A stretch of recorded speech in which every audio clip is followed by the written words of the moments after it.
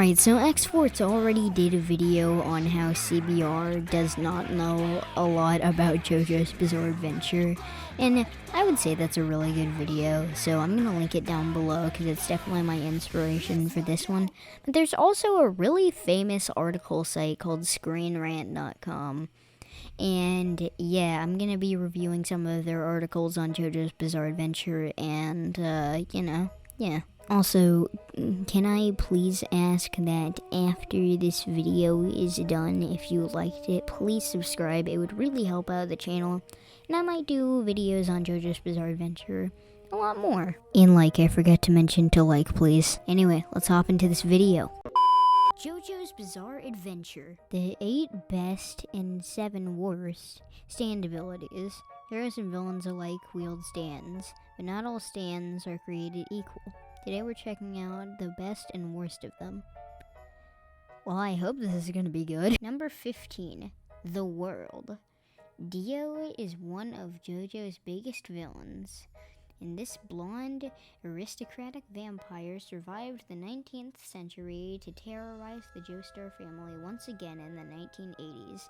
And unlike in Victorian England, and this time Dio, or Dio with all caps, has a juggernaut of a stand, the World. This gold humanoid is not only a brutal melee fighter, but it has the incredible power to pause time for a few seconds. This allows for some easy assassinations, and with it Dio can get out of nearly any situation. And as for the final battle progresses, Dio learns to extend the time freeze even more. Jotaro was helpless against the world's time freeze until he learned to do it himself on the fly. So why is it 15th? Does that imply it's the best, or does that imply it's the worst out of the best? I have no clue what that means. Okay, so 14th is Knum, or I think that's how you say it. But I would say with that, he was only in there for an episode. The Oingo was only there for one episode, and he just didn't, he saw through Toth, so that's the only reason he lost. It's a very unique and powerful stand, because you can morph into people, and that can be very dangerous, because, you can morph into people they trust, and then, something could happen.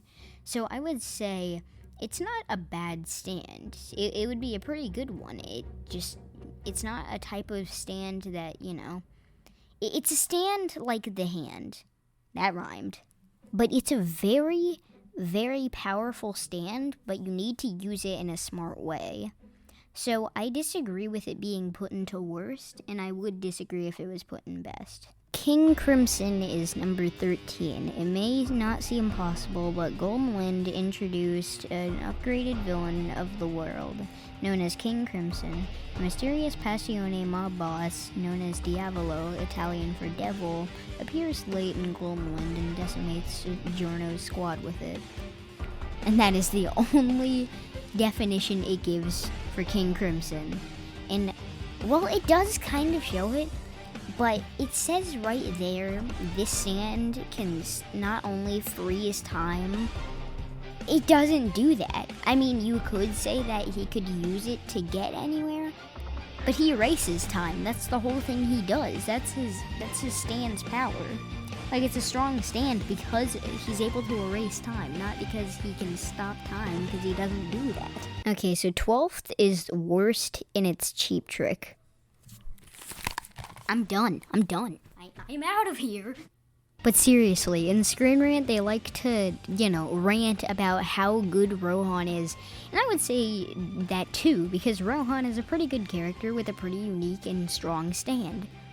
But the whole thing about that is that Rohan needed to be smart or else he would die. And that led to one of the best scenes in anime history, so I would say watch your mouth about Cheap Trick, because, it's a very unique and powerful stand, so it does not belong in worst at all. Okay, I'm gonna get flamed for this, but 9 best is Golden Experience Requiem, and I don't agree. And I say this because Though Requiem is pretty powerful, the only thing that it adds is, oh, I don't know, like he's able to move in skipped time, you could say that, and he does things times infinity. So you could say that's pretty powerful.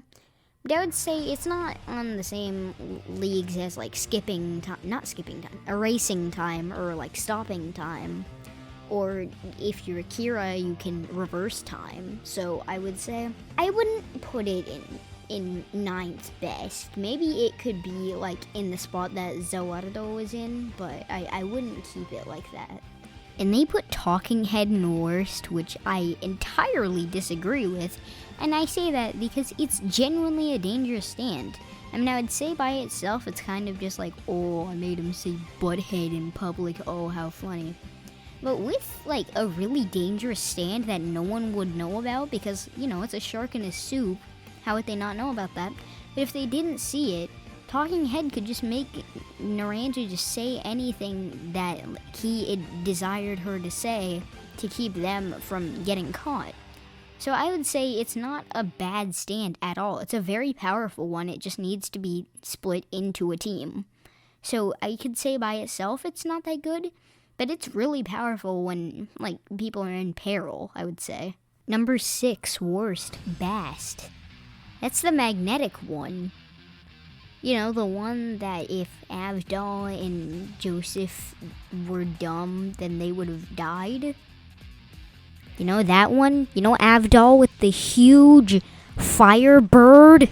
Your point comes across as invalid the second that the heroes are in peril. And I get you could say that for a lot of them, but you're basically saying that Anubis was useless in this case. Remember when she, like, stuffed, like, magnets in her bra so that, like, she could use it as a Tommy gun? Remember that? I'm not saying it's, like, one of the best stands ever, but I'm not saying that it deserves to be in worst, because, like, it doesn't. It's a pretty good stand if used correctly, and they used it correctly, so I don't know what you're trying to say. This is the last one for me with this article, worst Adam. You know, the one that if you lose at a dang video game, you're gonna get your soul sucked out of you and put into a doll. You know, that stand? It's almost like they didn't watch the show in the first place. Let's find another article. This one's dumb. JoJo's ranked best to worst. And number 8 is Joseph Joestar? What? I mean, yeah, ignore the fact that he has learned Hamon, which is literally magic sunlight, and I might have said that wrong, but it's magic sunlight energy, and has a literal stand that makes him become Spider-Man, basically. Spider-Man with thorns on his webs. Just, what? I don't understand this at all. Giorno Giovanna, Golden Experience. Okay. I'm gonna say something real quick. And you might not like it if you're a JoJo's fan. But. I personally don't think that Golden Experience is a really good stand. And in terms of that, Giorno isn't really even a good JoJo. But that's what I like about this show, about Part 5 in general. It's that they make the main JoJo bad so that you would focus on the other characters in Passione. And the other characters are what make the series lovable in Part 5. And with Golden Experience, really all it does is just punch and make things. That's all it does. Number 6, Josuke Higashikata. Crazy Diamond at 6. That really doesn't make any sense to me. Because 1, the personality of Josuke is incredible. With Crazy Diamond being an incredibly powerful stand with the power to repair and punch really, really hard. I mean, sure, its distance, its range is like a D or something, but that doesn't matter. What matters is that he's a very powerful stand. I mean, combine that with Echoes, you're unstoppable, so I don't get why he's number 6. I don't get why you put him just like one in front of Golden Experience, even though it's a league's better stand. Jolene Cujo, Stone Free. Now, I haven't read that much of Part 6. I've read about 3 chapters so far, and I really like it. And I also really like Jolene and how her facial expressions are portrayed. And I would say that makes her a pretty good JoJo in my eyes.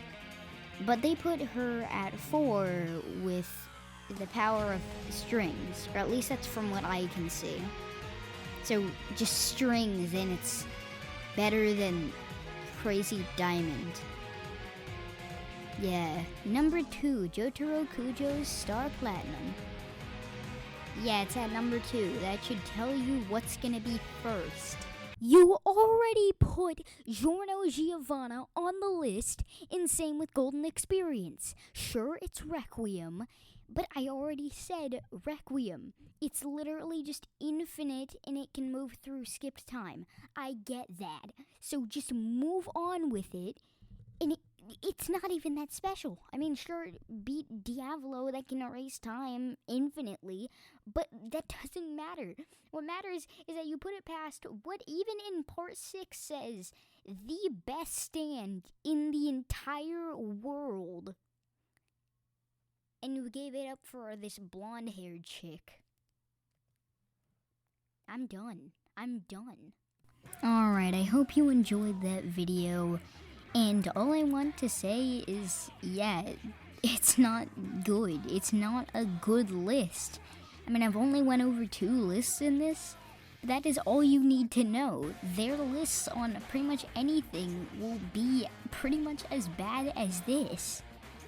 But yeah, if you enjoyed the video, please like it. That will help the video out a lot, and it will pretty much motivate me to make more videos like this. And if you want to see more videos like this, then maybe consider subscribing, because I'll do a lot of videos like this if it pops off. So yeah, thank you for watching. Please subscribe and like if you liked this video, and I am out. Wash your hands and have a good day.